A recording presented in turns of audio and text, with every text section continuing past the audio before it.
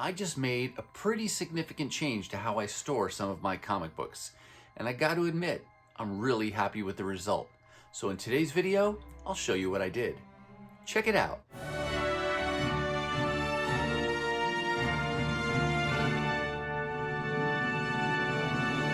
Hey everyone, and welcome to my channel. My name's Chris, and this is Northgarden Comics. Now normally on my channel, you'll see videos of dollar hauls and 50-cent hauls, and basically anytime I can find good books for great prices. But today I want to do something a little bit different, and I think pretty cool, so I hope you'll enjoy what I've got for you.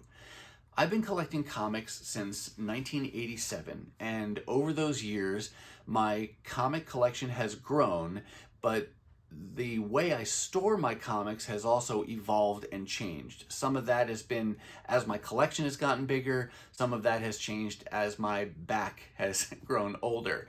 But I've used everything from long boxes to plastic storage tubs when I had to store them away because I didn't have a place to display my collection.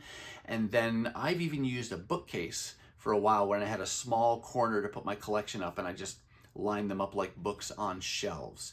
And then the way they are today is kind of the way they've been for the last decade or so, and that's been using short boxes on these metal Metro racks like you see behind me here. And I've made some small little tweaks, where I've gone from white BCW boxes to introducing more of these graphic art boxes, but no radical changes in the last, 8 to 10 years. Until just recently. And that is when I've taken my first step into a whole new world of comic book storage, and that's what I want to show you today. Over the last few weeks, I've been transforming a portion of my comic storage to a metal file cabinet. Yep, file cabinet. And I guess I should specify a lateral file cabinet, because I've seen collectors use both the narrow tall file cabinets that have really deep drawers and you could fit a couple long boxes in them, but I prefer the wider lateral file cabinet where it's a real wide drawer, and then you have the equivalent of like rows of short boxes in each of those drawers. And people use both, but like I said, I prefer the lateral. And I will admit that I've known that people use file cabinets for years. I've seen people in videos and photos and things showing their collections and using file cabinets, but it's only recently that I have decided to take the plunge myself, and dare I say I've become a little bit obsessed, if you ask my wife, about the file cabinets. And I owe all of the credit and thanks to a group on Facebook. That group is called Comic File Cabinets. I'll put a link to that group down below. If this form of storage is something you've ever contemplated for yourself, that group will be a super helpful resource to you. It's a great group of collectors, very positive, very engaging in answering questions, sharing best practices. People will reach out to look for help as they're shopping for cabinets or decorating them, etc. There's even an FAQ that answers a bunch of the basic questions and things you need to know if you're considering this form of storage for yourself. So definitely check them out. And hopefully this video today will help you answer some questions for yourself if this is a form of storage you've been thinking about for your own comic book collection.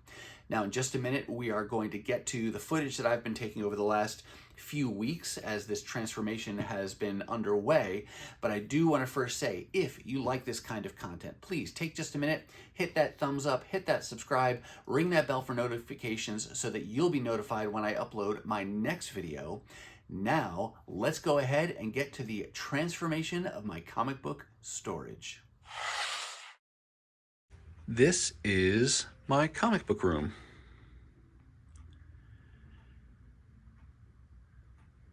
Get a little view of the whole thing here.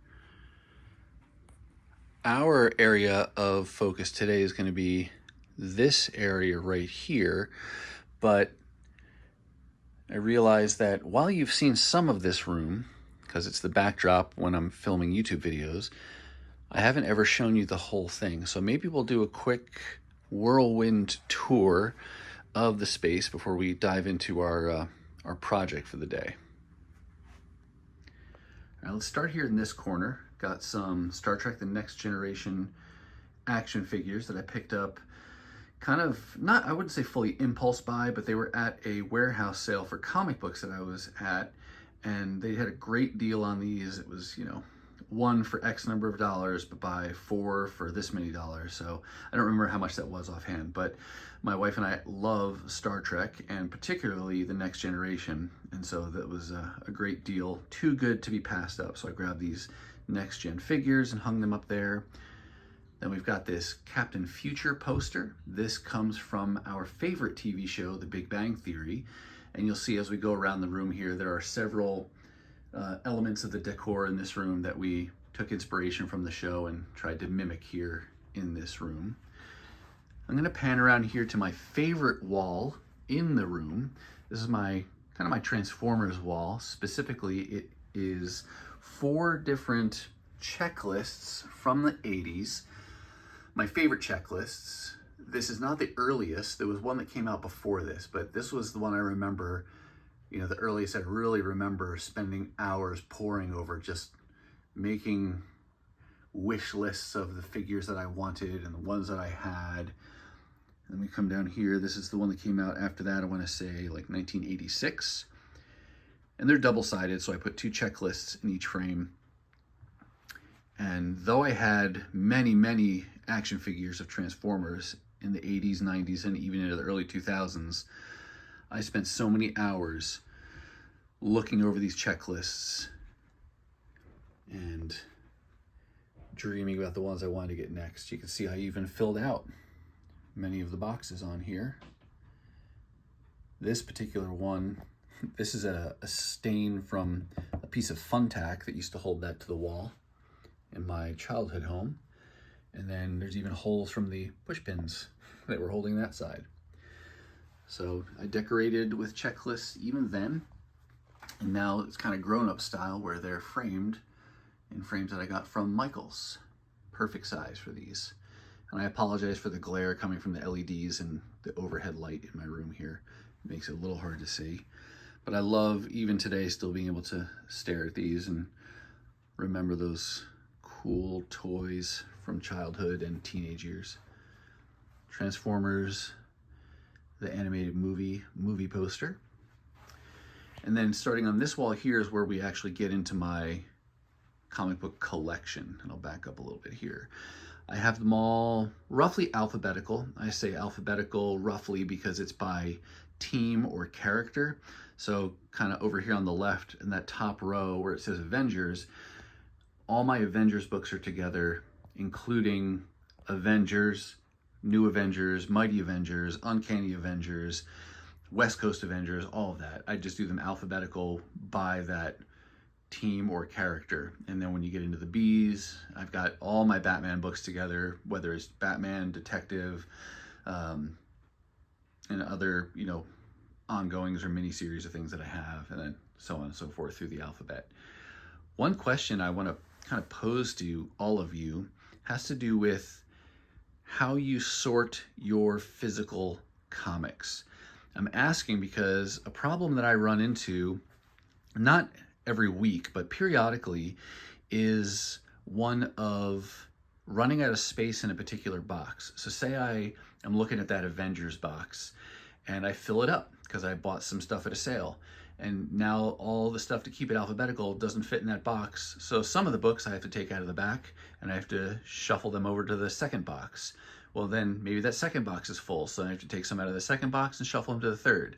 And you can see where I'm going with that, that in a worst case scenario, if it starts with box number 1, I could wind up shuffling books from, you know, one box to the next, all the way through those, all the way over there, all the way over there, and maybe even all the way over there, until you finally get to the last box, which starts something completely new.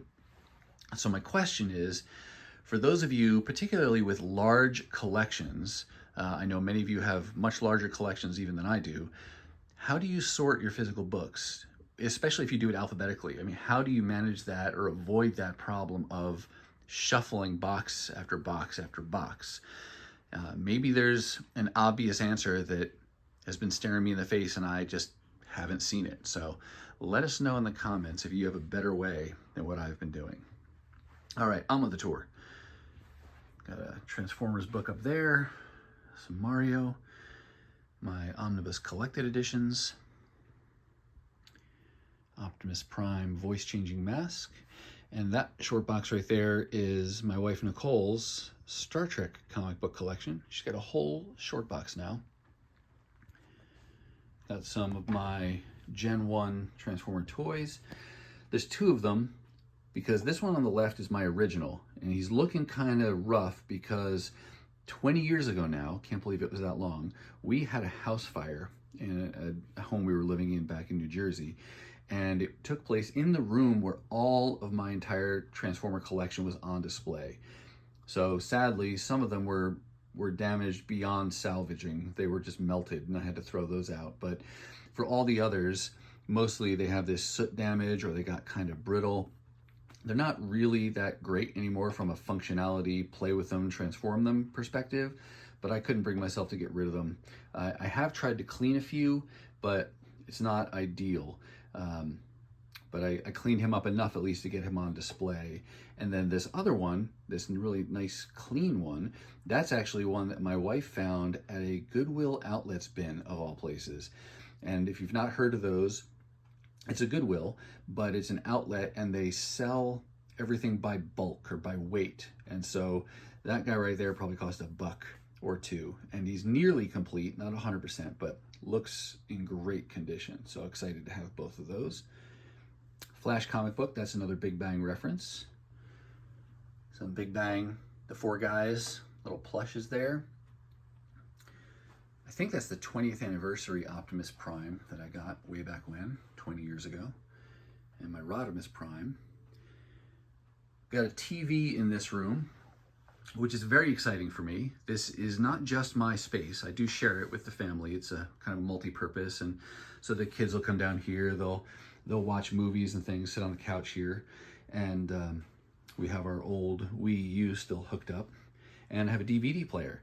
And for me as a kid, when I had my Transformer toy collection, I always dreamed of having a room someday where I could play the Transformers animated movie on a loop 24/7, or the TV show, or whatever it may be Transformers related.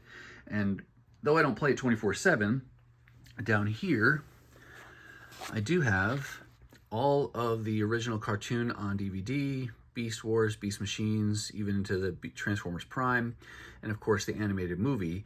So, you know, on a weekend or some other time that maybe I'm just putzing around here in the comic book room, I'll sometimes just pull out a DVD, pop that in, and just let that play while I'm in the room, and it's just fulfilling that childhood dream a little bit. So that's kind of fun. X-Men 97, not the Disney Plus TV show, but a calendar from 1997 featuring the X-Men. And the other thing I'll show you here quickly are my Overstreet price guides. I don't buy one of these new every year, but I do keep my eyes peeled in the wild for when I can pick up the older ones for cheap. I love the hardcovers when I can find them, but I'll take what I can get. And I've got about half. You can see on this left cubby, there's a second row of books in the back there, but I've got about half of all of them that have come out so far. I think they're on number 53 now. And I'll continue to chip away at that. Just a fun thing to collect and to have nostalgia over the old prices. But I love seeing the old market reports and what was going on in the comic industry in any particular year. This one here represents my very first Overstreet price guide that I bought back in, what would that have been? That's the 18th, so that would have been 88, 89. And that's not my original. My original was lost in that house fire I mentioned, but that is a replacement. So sad to have lost the original, but happy to have found a replacement for those. Carrying on here, little sneak peek there. Those are dollar books I just got this weekend from Pulp Comics down in Mankato. Haven't shown them to you yet, but I have logged them in my CLZ app. And some new comics. Those two boxes are other dollar bin hauls that I have yet to film, so they're kind of sitting in the hopper there waiting to be filmed and uploaded to YouTube. Let's see here, we've got my original Optimus Prime, a Batman also from the Goodwill outlet bins, IDW Transformers in oversized hardcover, And then IDW TMNT, also in oversized hardcover. I think I've mentioned multiple times that that's how I'm collecting that series. On a lot of these boxes, you'll see recent covers. What I do when I get my new comics is put them in a bag, and then I slip them in that little gap between the box and the short box lid, and then it provides some art for the end of otherwise bland white short boxes. Captain America shield, plastic, but also from the Goodwill outlet bins. Some supplies there. You'll also see these Metro racks, these black racks. That's what I use currently to store my comics. When it's fully assembled, it looks like this, and it will hold 20 short boxes. And what I've done with this one here is I only assembled half of it. So this is just the bottom half, and then it gives me 3 shelves. The top half is this one over here that we're going to be talking about, and it gives you another 2 shelves, and you can use the floor as a 3rd shelf. So it really gives you a little bit more shelf space, and it doesn't take up as much wall space, which leaves it open for things like wall hangings. But then it also gives me the feel of having a comic book store in my room. So I can come up and just, I can flip through and pull things out relatively easily. So I like having that easy access to those. Now this, like I said, is our area of focus for today. This is where that file cabinet's going to go. And it's going to be a great space. Well, it'll be a space saver. It's not going to take up any more space, and it'll look a lot better than what this little setup does. So you can see if I had boxes on all 3 shelves, I could have 12 boxes on the racks here. And then I've got 3 just stacked on the floor on top of each other next to it. So maximum for this space today would be 15 short boxes. When we bring that file cabinet in, it takes up the same square footage on the floor, so left to right, basically the same dimension and the same depth from the wall, though it will go a little bit higher. I'll have to bump up this artwork a few inches to be able to fit that in there. But when that file cabinet's there, it won't take up any more floor space, but I'll be able to hold up to 20 short boxes in those 4 drawers. So a huge space saver. And then ultimately, I'm going to get some magnets that I'll order from online. And we'll see that in a later portion, maybe of this video, or it might be a future video. We'll see how long that all takes. But there's some really cool ways that people have decorated their file cabinet so it doesn't just look like an office file cabinet in their comic book room. But this is what we're going to be working on today. I hope you like the little tour of the comic book room. Let's do one last kind of distance shot here. Let me pull this out a little bit. Boop. There we go. That's my happy place. So I hope you enjoyed that. And let's go ahead and move on to the next segment of this video. Okay, we are back in the comic book room. I'm going to come around here to show you the progress. That's Sherman. Hi, Sherman.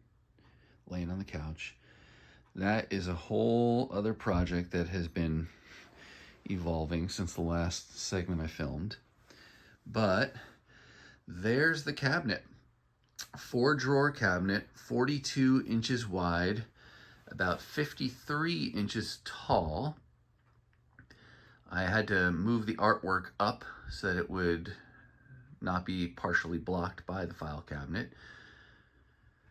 But like I said before, it takes up left to right the same space that shelving Metro rack, that half Metro rack, plus the 3 boxes that were stacked on the floor were taking up previously.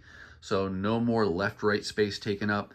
It's the same depth from the wall, about 19 inches out, and just a little bit taller. But now, instead of the 12 to 15 short boxes that I had kind of haphazardly stacked in that space, this holds 20 short boxes. Probably a little bit more, depending on how full you make them. But let's kind of come up close here.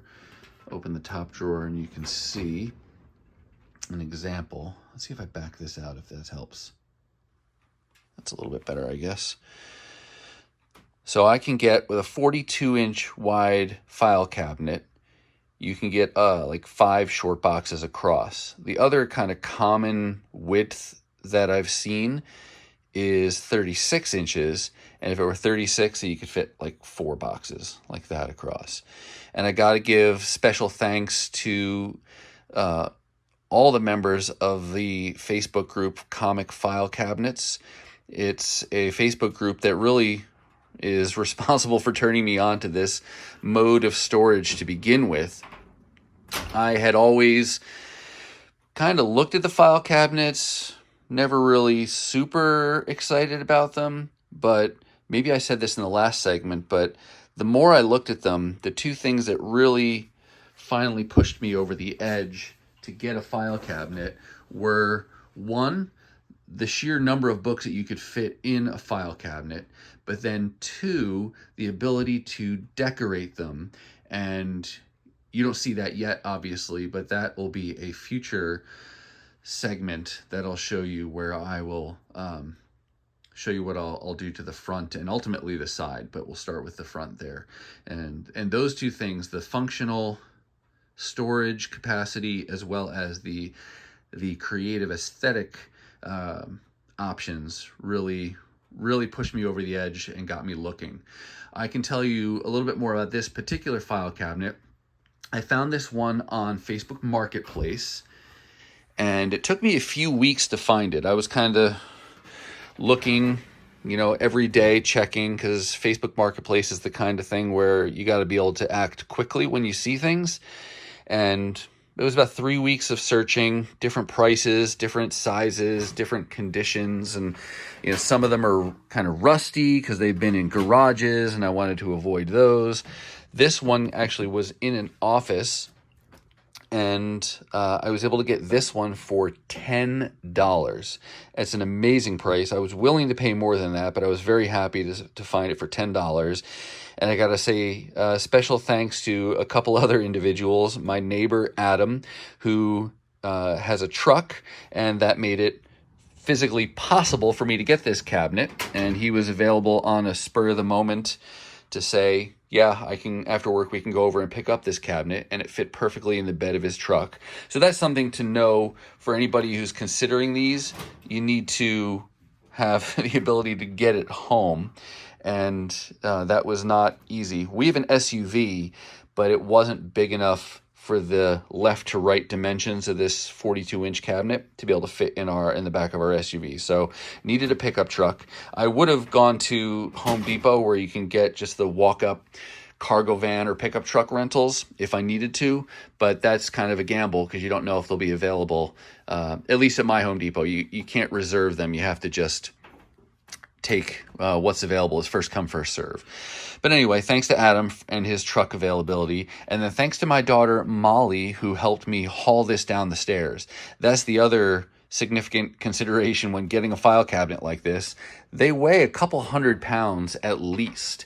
Fortunately, I was able to take the drawers out, similar to when you move a dresser. So I was able to take the drawers out and reduce some of that weight, and then the two of us were able to kind of heave it down the stairs and go a stair at a time and get it down here. But don't underestimate the the weight of a file cabinet like this.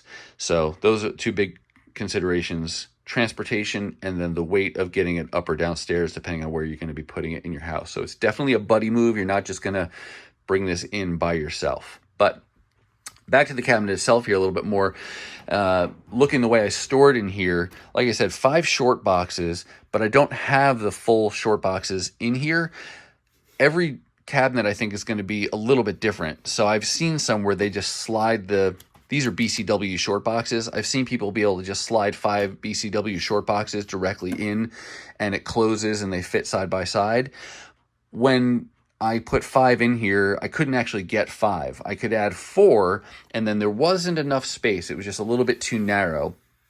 And so my kind of OCD and need for symmetry led me, instead of doing 4 boxes plus a row of comics, I went every other. So each box kind of serves as the dividers for the rows that don't have boxes around them. And then I'll just put those boxes elsewhere, keep them in storage, and, in case I ever have to pull these out. But you can fit a good number of comic books in here. And this cabinet right now is going to be dedicated for all my X-Men related books. So, Uncanny X-Men, X-Factor, X-Force, New Mutants, etc., all the way up. And they kind of go alphabetical through this.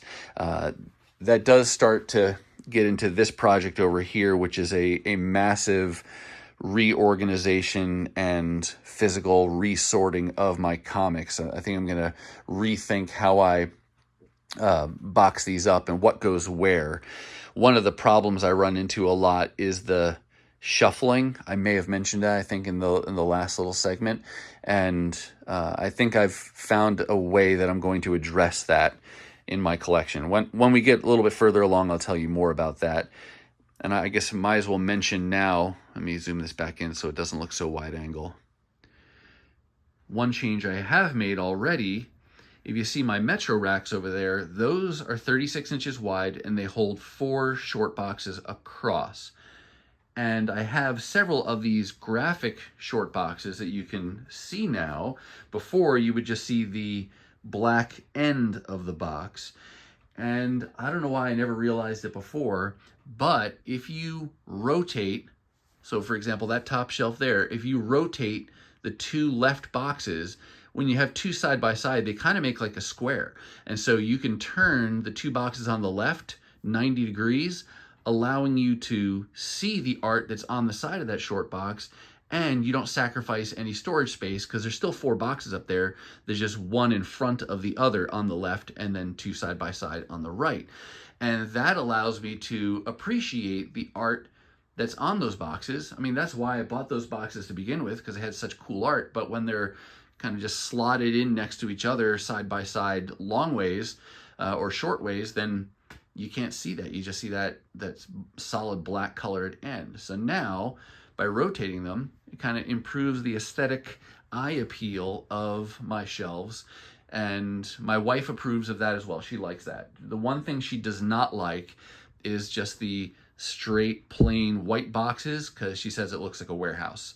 And now I've been able to improve that a little bit. I still have a lot more shuffling to do, because you can see I've got 2 of those graphic short boxes there that are not rotated yet. So as I go through this whole reorganization effort, those will get spread out, and I'll have to let go of a little bit of my OCD, in the sense of currently each of those boxes, the graphic boxes, represent the start of that particular character. So in Captain Marvel, that's where somewhere in that box is where Captain Marvel starts. It may spill over to other boxes, but it starts there. The one to the right of that starts Daredevil, and Fantastic Four, etc. But because I want to use them more for display, I'm going to have to let go of that alphabetical organization. So I'll have to rename those boxes and just see it as a box that I have on display for the art, not necessarily representing the books that are inside. I should also tell you, with the update of this cabinet coming in here, this replaced, like I said, the half Metro rack and 3 kind of stacked short boxes that were there. What happened to that Metro rack, so I'll pan slowly here, those actually came over here, where previously there had been nothing. There was no storage here. So that's there. And again, my wife prefers this. When you come in, she doesn't have to just see a stack of comics. It's kind of just looks more like an office there. And it's next to her little desk space when she works down here. But then coming back around here, there was a Metro rack, half height, there in that space, and now that's an empty space. There's some mess there that I'm dealing with, but ultimately that will stay clear and not become full of more comic books, despite my desire that every square inch of available space would ultimately be filled with comic books. But, got to compromise. Right? I'm not living here alone. What I will tell you, though, back around here again, not immediately, but sometime, maybe in the next few months or something, who knows, maybe this summer, I will be on the hunt for a 3-drawer file cabinet, just like this one, but just shorter. So 42 inches wide, but just 3 drawers tall. And then ultimately that will replace that Metro rack, which again will get me some extra storage space because I can put 12 boxes there today, but that plus another 6 inches to the right, so somewhere in between there and that little shelfie thing, I'll be able to have 15 short boxes. So again, a little bit different square footage, not much, but it gets you significantly more storage space. So then I'll have these 2 Metro racks here in the kind of in the front of the display, and I'll continue to put my comic books in there for some art. I may do some color printouts of some of my favorite covers and maybe get those on the sides of some of the white boxes, but those will stay Metro racks for the, indefinitely, and then I'll have the 2 file cabinets ultimately. So that's kind of the vision of where I'm going. And yeah, just staring around the room here at all this project, this is going to be a big one, going through and resorting. I will tell you that sorting also involves me working on my CLZ app and trying to get things kind of in an order the way they have them in CLZ, and that right there is my very first box. So I'm only 1 box in and I got a long way to go, but we'll talk more about that maybe in some future videos. That, though, for this segment is the update on the file cabinet. So hope you like that, and on to, well, whatever comes after this. Now this is a moment I've been waiting for a couple of weeks. In that cylindrical cardboard shipping container is my first file cabinet magnet that is going to go on the front of this cabinet here. I'm so excited that it came, and I've just been waiting to get this thing open. So let's go ahead, cut this open, and see how it looks. All right, the packaging is on the floor, which means the magnet is out, and I have placed it on the front of the cabinet. I came over here so that I could give you the big reveal. I'm going to walk around the front and show you the cabinet, but I'm even going to block your view as we do so that way I can maximize the impact of the suspense here. So here we are in front of the cabinet, and I feel like that home show where they did remodels of people's homes. They sent them away on vacation, and then in a week remodeled their home, and then it came back, and then there would be a big like bus blocking their view, and then they would yell, "Move that bus," to show them the big reveal. Kind of feel like that, but on a much smaller scale. So let's go ahead and move this divider, and I will show you my newly decorated file cabinet. There it is. My 4-drawer lateral file cabinet with its beautiful magnet on the front. I am very pleased with the outcome here. I was a little nervous at the beginning, and I wasn't sure how the resolution was going to come out, and I'll talk more about that shortly here, but I am very pleased with the result. The cover that I chose for my first magnet on my first cabinet is very sentimental to me. This image is the first comic book that I ever purchased for myself. I had been given a couple comics in the Transformers series from before this, but this was the first one that I went out and bought myself, and the beginning of this decades-long hobby for me. So I thought that was a very fitting cover to choose for my first file cabinet. I'll also say that this image itself is sentimental because what you're looking at is an actual scan of my comic book that I got when I was a kid. I was a teenager when I got into comic books, but that's a scan of the actual book. And so with that, it comes a little bit of imperfection as well, and I'll say beautiful imperfection. I don't know if you can see it. Let me kind of zoom back in here and come around because I'm standing on the other side of a couch. But over here in the corner box, those look like little spine ticks that are on the actual comic, and this is some dirt and evidence of aging on the actual comic book. You can kind of see kind of in the white parts here. I did try to clean it a little bit, but I'm no expert cleaner, haven't been doing it very long at all. And so I didn't go for too long, but I think it probably looks, a tad bit better than it may have when I started. But the fact that this is an actual scan from my first self-purchased comic book makes this magnet even more special. And I love that it's a newsstand. I probably bought it off of a 7-Eleven spinner rack back in 1987. I don't remember for sure. I wish I could, but that's the magnet. I will put a link to the site that I used to order this magnet in the description down below in case you're contemplating something like this. Another thing I can tell you is about image resolution. I've read online in the Comic File Cabinet Facebook group about feedback that individuals get that they load their image and no matter what they do, they keep getting a notification that says, hey, this isn't high resolution enough. I mean, you can accept it if it's good enough for you, but we don't want to be responsible. And I don't know that I did terribly much to this. I scanned it in just over there I have it's just a Brother black and white printer and it's got a scanner on it. So I stuck it in there.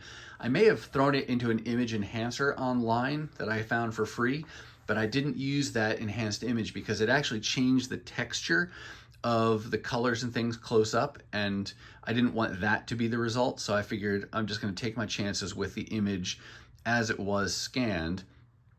And what they give you on the website is a proof. You have to request it, but you can request a proof of the image, and they'll show you one that's just the full image but not full size, and then they zoom in real close on like a thumbnail piece and they show you that, and that's all you have to go by. And I wasn't sure that it was going to come out really nice. I was somewhat skeptical, and I was a little bit afraid that all the videoing I've done in anticipation of this, I'd have to scrap it and start all over again before I could show it to you. But I'm really happy that the results came out the way they did.